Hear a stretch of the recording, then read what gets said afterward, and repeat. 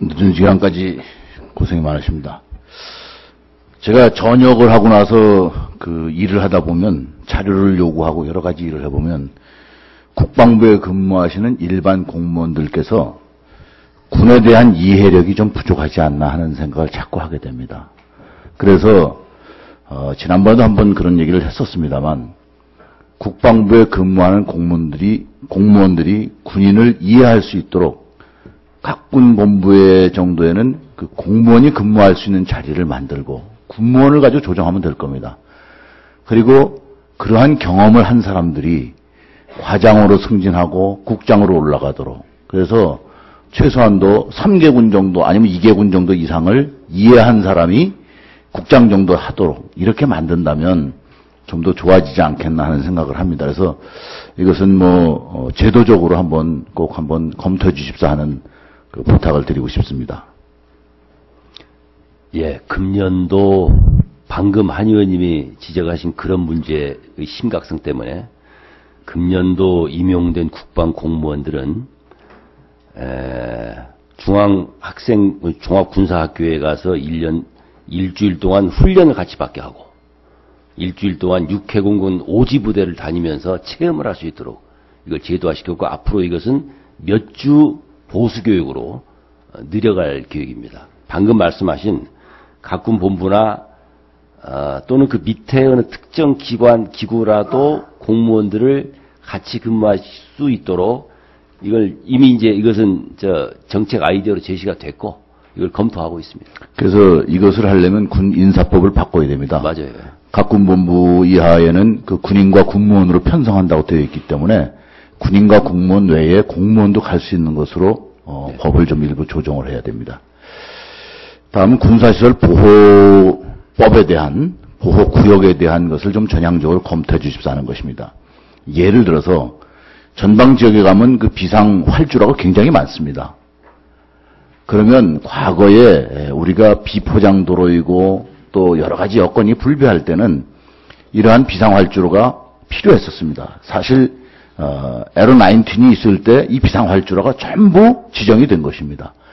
이제는 양구에 있는 비행장같이 에이락이라든가 이런 데가 아닌 곳은 대부분 이제 헬기를 위한 비상활주로인데, 이러한 비상활주로 때문에 재산권 침해받는 곳이 아주 많습니다. 그래서 이런 것도 한번 다시 검토할 필요가 있고, 그 다음에 군사시설이 있다가 철거한 지역이 또 굉장히 많습니다.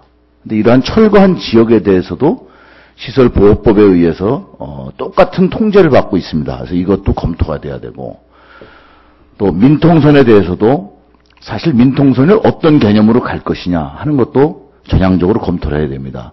지난번 접경지역 시장군수협의회에서 전부 모여서 논의된 것이 동서고속도로를 만들자. 이 얘기는 회바 알파 선상에다가 도로를 내자는 겁니다. 한 4차선 도로를. 그러면 방어에 훨씬 유리하지 않겠느냐. 그래서 이거는 한번 카이다라든가 연구 과제를 주셔서 검토를 해본다면 방어에도 도움이 되고 지역 주민들 교통에도 편의성을 제공하고 이런 방향 한번 검토해 주셨으면 좋겠습니다. 또 시설단이 지금 창설돼서 운영된 이후에 지금까지 각 부대의 민원들은 지휘관들이 주로 취급을 했었는데, 시설단이 되고 나서 훨씬 더 경직됐다고들 지금 관서라든가 민간인들이 이야기를 하고 있습니다. 따라서 이 시설단 창설된 이후에 지금 경직성 때문에 불평을 계속 증가하고 있는데, 이런 부분도 한번 살펴주시길 바랍니다. 다음에 너무 많이 말씀을 드려서 좀 부담스럽지 않으시나 모르겠습니다만. 더 말씀하십시오.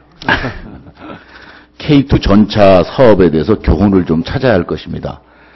K2 전차가 결국은 2014년도나 전력화되도록 되어 있기 때문에 사실 3년이 늦어졌습니다. 이 늦어지는 바람에 하청업체들이 제 방에도 벌써 몇 번씩 왔다 가고 우리는 어떻게 먹고 살라는 거냐 이런 많은 항의도 받고 있습니다. 근데 이 과정을 제가 보면서 2010년도에 파워팩을 독일 걸 써라 이런 얘기가 국회에서도 많이 나왔습니다. 개발이 어려울 것이다. 근데 그것이 질질 끌다 보니까 결국은 금년도에 돼서 2014년도나 전력화가 된다는 건데, 그럼 왜 이런 문제가 생겼냐고 근본적으로 따져볼 때 방추위가 문제가 있지 않느냐. 의사 결정하는 사람들이 정말 군에 대해서도 고려를 하고 또 어떤 국가 경제도 고려하고 기술력도 고려하고 하는 것이 충분한 그 실력을 가지고 있는지 능력을 가지고 있는지 봐야 될 필요가 있겠다는 생각이 듭니다. 이렇게 의사결정이 잘못돼 가지고 군의 전투력 향상에 지장을 준다면 근본적으로 한번 방치부터도 한번 검토해야 되지 않겠냐. 의사결정 과정을 이런 생각을 했습니다.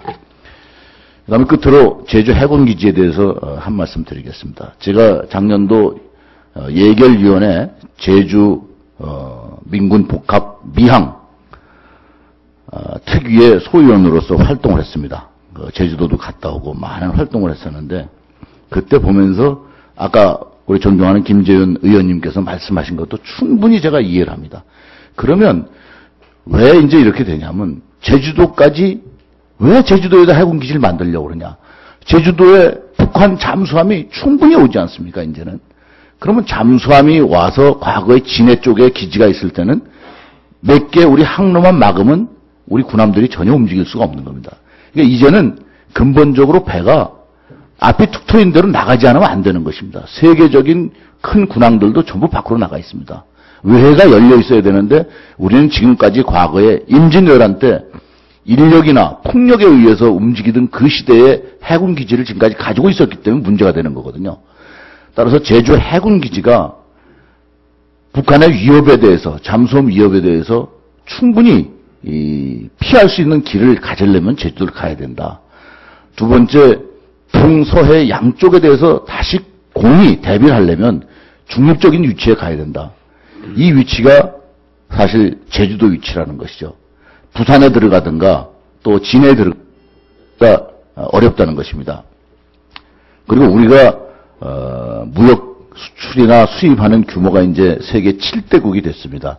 이제는 자원의 전쟁이라고 하기 때문에 이런 자원 유통에 대한 보호를 하지 않으면 안 되기 때문에 이것은 결국은 그 보호할 항로를 지키는 것이 바로 안보의 하나의 그 키포인트다.